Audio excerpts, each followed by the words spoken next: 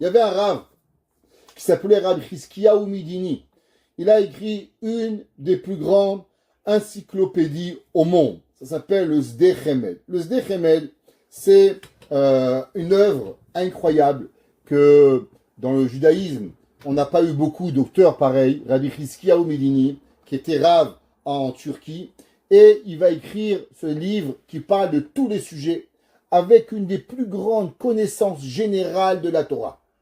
Maintenant, il faut savoir que le Rav Chizkiyahu Midini n'était pas né avec une tête et une, qu'on pourrait dire comme le Rav Ovadia Yosef, une mémoire photographique. Pas du tout. Un homme très très très très simple, et pourtant il va arriver à performer et il va arriver à toucher des grandeurs extraordinaires. Qu'est-ce qui s'est passé? Il y avait dans la ville où il apprenait à Izmir, le Rav Chizkiyahu Midini, il y avait là-bas un copain à lui qui était jaloux de lui, avec une grande jalousie de sa ferveur dans l'étude de la Torah. Il avait quelque chose de Rav qui pouvait s'asseoir et il pouvait étudier pendant des heures. Et l'autre, malheureusement, il se levait, fumait une cigarette, boit un café. Il n'avait pas cette assiduité à la Torah. Il était devenu jaloux de lui. Qu'est-ce qu'il a fait? Il est allé voir la femme de ménage, qui était une non-juive. Il lui a donné de l'argent.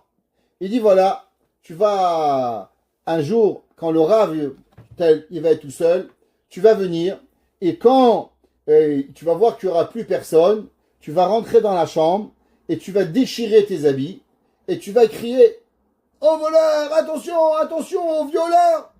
Et tout le monde va venir, et tu vas leur dire qu'il a essayé de te violer. Alors c'est ce qu'elle a fait. Et le jour, un Rav est en train d'étudier au Beth Midrash, elle est rentrée, le Rav l'a pas vue, elle a déchiré ses habits, et elle a crié, oh violeur, tout le monde est venu, et le Rav, ils lui ont dit, tu as voulu violer la femme, comprenez même pas ce qu'il voulait, Chas v'Shalom, c'est pas vrai. Et les gens l'ont jugé, les gens l'ont condamné, les gens, ils ont parlé du mal de lui, et lui, il a rien dit. Il s'est tué, et il a continué à étudier. Et comme ça pendant des années, il a étudié avec la honte. Un jour, cette femme, elle est revenue le voir, et elle lui a dit, regarde, tu sais le monsieur, un tel, il est mort. Il dit, oui, je sais.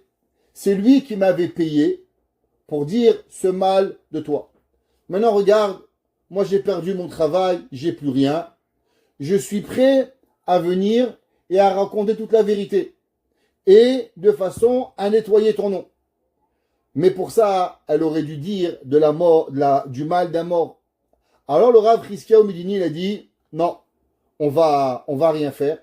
Il lui a trouvé un travail, et pour ne pas blesser la veuve de ce monsieur, qui avait des enfants, que maintenant le mari il est mort, et qu'on aurait sali le nom, alors il a préféré se taire. Ce soir-là, après cette histoire, on est venu dans son rêve, on lui a dit, tu sais, du fait que tu as accepté la honte, et que tu n'as pas voulu salir l'âme de telle personne, et que tu as protégé sa veuve et ses orphelins, alors on va t'ouvrir la tête. Et on va donner un cadeau. Et on lui a donné la facilité d'apprendre toute la Torah.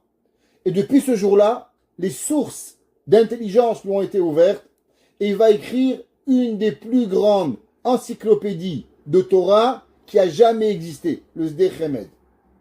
Grâce à quoi? Grâce qu'il a été déshonoré, qu'il a eu honte, et pourtant il n'a rien dit.